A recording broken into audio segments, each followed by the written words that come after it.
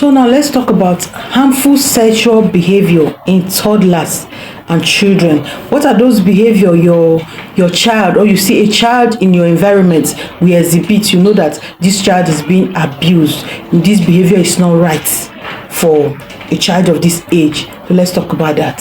Firstly, when children continually touch their genitals, their hand is always there, dragging their penis or rubbing their vagina. When you see a child, even when you try to distract them with something else, you call their attention to something else, you tell them to do this and do that, immediately they have gone back to it. When you see children exhibit this character, it is time to take action. It doesn't matter whether you are their parent or not. It is time to ask questions. Please. When you see a child that is constantly engrossed and interested in playing the kind of games that will give them the opportunity to remove their clothes, the opportunity to go and hide, remove clothes, hide in different corner, it is time to watch out for that child. Watch closely. When children use sexually aggressive and abusive words and language on others, fuck you, this and that, these, you know they are exposed to abuse in their environment or whatever. They should be watched closely. So number 5, using sexual acts on others during play. Children who use sexual acts on others during play, you see them, it's time to play, they are climbing the opposite sex.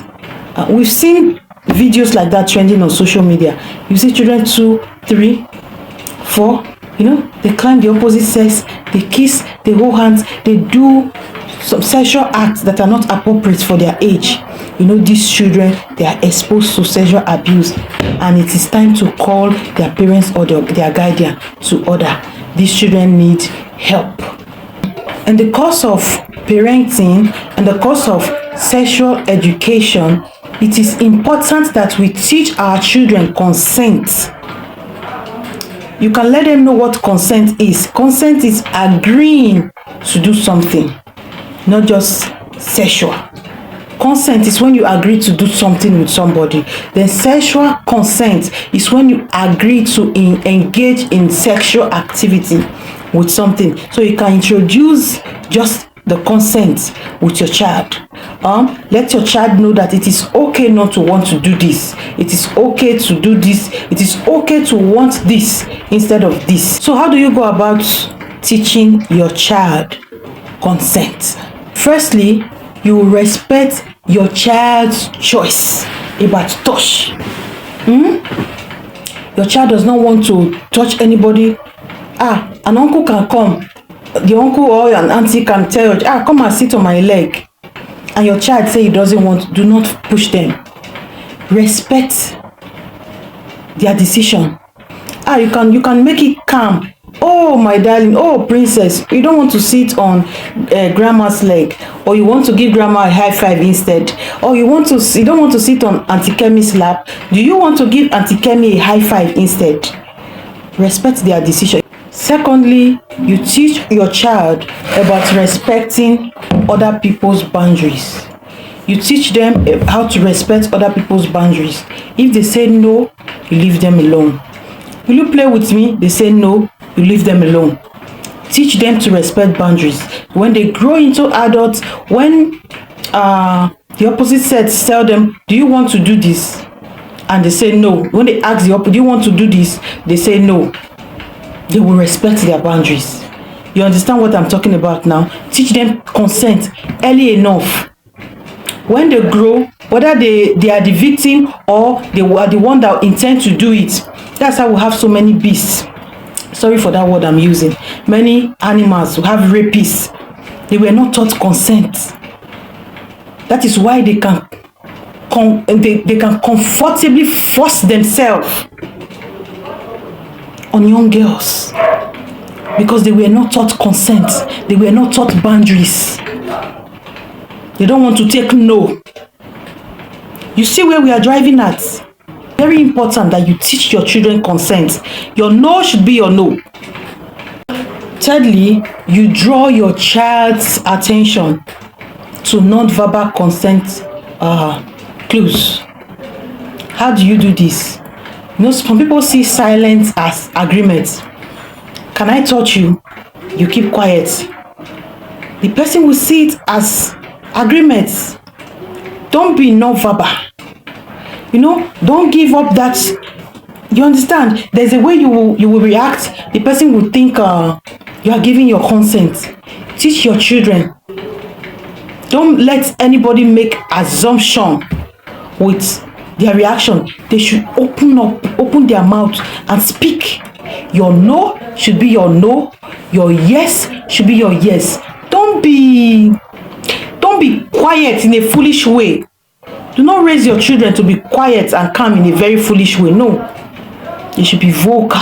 Nobody can assume you are telling them yes because you are keeping quiet. Asking them, that's foolishness, please. Number 4, you as a parent, you ask for your child's consent. Yes. Oh my darling, do I have your consent to share your picture on social media? You know, when the children begin to grow, especially at this their teenage stage, like my first son, you hardly see him in pictures. Maybe when we even have pictures, you say, "Mommy, don't post me." You know, do I have the right? Can I share this picture on social media? Say no. Sometimes I take some pictures, say, "Mommy, don't post me. Mommy, don't post me." I respect their boundaries. I respect it because they have not given me their consent. So you as a parent, start it. Then let your child know about good reasons for touching. Good reasons for touching. What are good reasons to touch a child? Doctor's touch is a good reason for touch. Your child is sick. They're in the hospital. The doctor wants them to remove their clothes, maybe to check a particular. Let them know this is a good reason why the doctor or a nurse will want to touch you. But let them be aware that it should happen only when you are there. The doctor's touch is a good reason. It's a good touch only when I am there as your mother or as your father. Number 6, respect your child's feelings when they want privacy.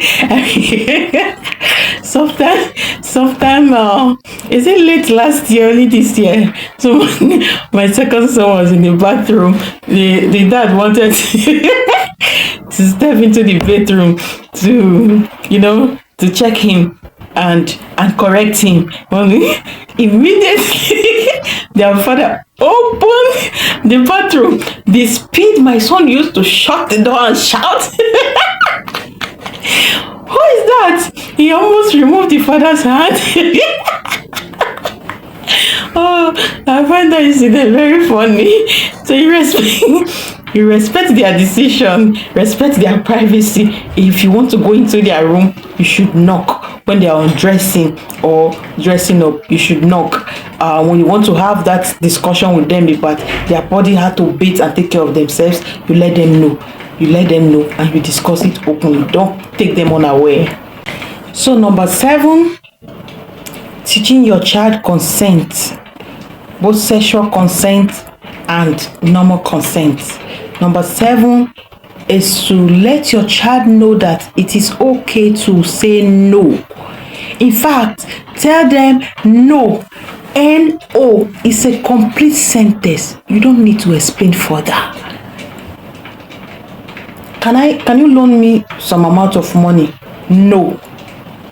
When it is not convenient. You don't need to explain. I have little. The little I have is what I want to use for this. No. It's no. You know, when you don't teach children how to say no early, they go out of their way to displease themselves, to please others as they grow into adulthood. So let your child know that the 2-letter word NO is a complete sentence. You don't need to explain further. You don't need to feel guilty when you say no. So long as what the person is asking you for, it is not something that sits well with you. It is not something you can do at that moment. Do not feel guilty when you say no. You say no and say no. Can you help me with this? No, I can't do that right now. That's all. Do not displease yourself. Let them know they shouldn't displease themselves. to please another person. Put you first, first, and first. So that takes us to safeguarding your children in families and homes. Here are everyday things you can do to safeguard your children in families and homes from abuse, sexual abuse, physical abuse, mental abuse, emotional abuse. These are a few things you can do. Let your child know that they can talk to you about anything without being worried or scared. Create that atmosphere for that friendly discussion. Let them know when anybody threatens you about anything, you can come to me and make sure I'll protect you. Secondly, public and private places in the home should be spelled out. For instance, the bathroom is forbidden and it is for one person. When this is spelled out, especially maybe you have people visiting you, have relatives, sexual abuse, mental abuse, emotional abuse, physical abuse, but especially sexual abuse does not happen with strangers. Children who are abused by close relatives, uncles, aunties, caregivers, teachers. They are not strangers that do this. It is people you have opened your door to. So bathroom is forbidden, is a private place. It is for one person. Once anybody come and meet you there to tell you or do anything, please bring it to my notice. Let them know. Once anybody comes to their bathroom, they know bathroom is a private place, they'll bring it to your notice as their parent. Thirdly, encourage group activity in the home or anywhere when your children are out. Encourage them when they are around adults. Encourage it to be in public places. They shouldn't be alone. And if it happens that they are alone with that older adult, please, as a parent, you should monitor them and watch them closely. Number 4, be careful with caregivers. Be careful. That's your babysitter. Be careful. We've seen so many stories on social media. You know, that lesson teacher you are bringing to the house for your child. How well do you know them? How do you monitor them? Do you watch them closely? Do you know what they are teaching your child? Do you know what they are doing to them? You just pay them to come home, teach your child, you are not around. Please, you watch them closely. Babysitters, lesson teachers, sports, they are sports teachers, you know, in school, at home, wherever. You monitor them closely, please. Number 5, ask for details and sleeping arrangements. You know, this has maybe you travel home for the whole family is coming together during festive period, days and all that, with grandma, grandpa, uncles, aunties, cousins. Maybe you are not there. Ask for sleeping arrangements. Who and who is sleeping in this room? Who and who are you sharing the same room? We've heard so many stories of incest among our brothers and sisters, among cousins. Parents should be at alert. Ask for, how are they sleeping? How do they come? How close are they? You monitor them closely. Ask questions when you are not there. And make sure everything is done appropriately to avoid stories that touches. Ask questions. If something doesn't feel right, you know, our gut feeling is always at play.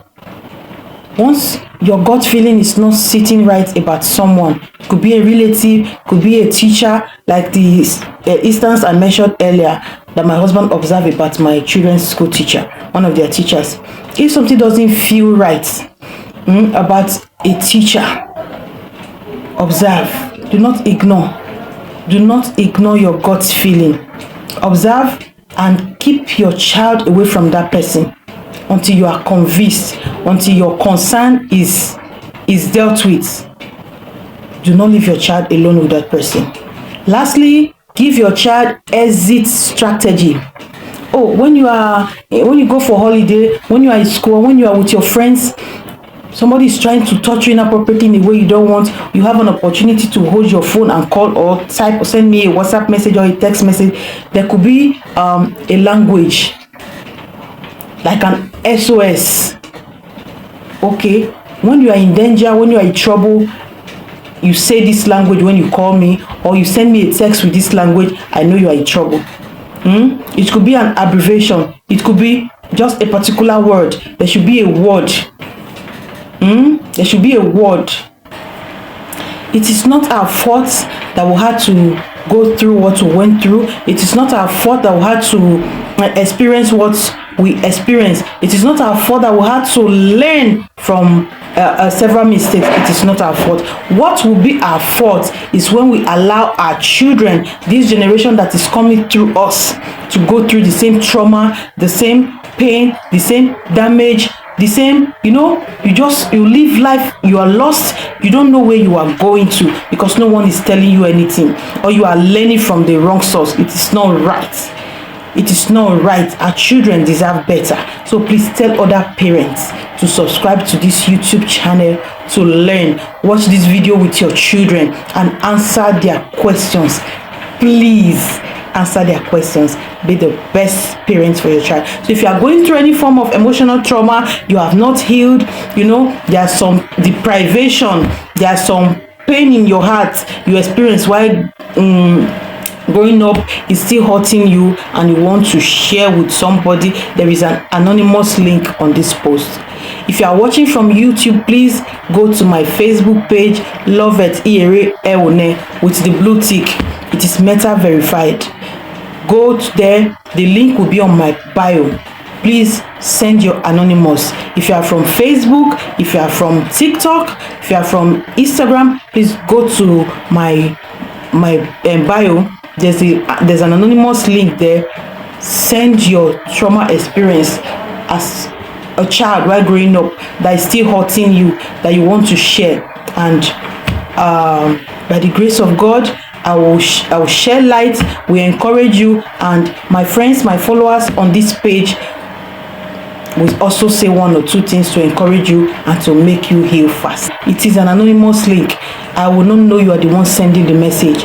Nobody will know you are the one sending the message. I just want you to pour out your heart and make your burden light and make your parenting very, very easy for you. Even though you're not a parent yet you can share your experience. Just click the anonymous link and send a message. Go to YouTube and subscribe, and always remember that I love you. To all our Sabi mamas and all our Sabi papas out there, I love you so much. Invite people to subscribe to this channel. Thank you very much. Bye.